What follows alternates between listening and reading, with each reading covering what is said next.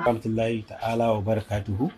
A ƙungiyar 1313 a cikin abubuwan da ta saka a gaba yanzu ta zo ɗaya daga cikin gidajen marayu da ke jihar Sokoto, kuma za mu aiwatar da abubuwan da muka saba aiwatarwa na taimakawa da kuma tallafawa.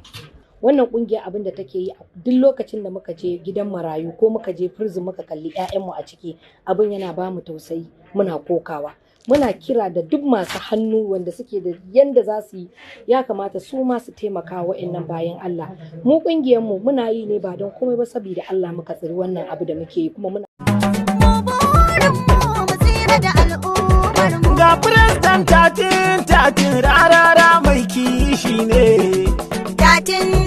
Adamu Zango a 1313.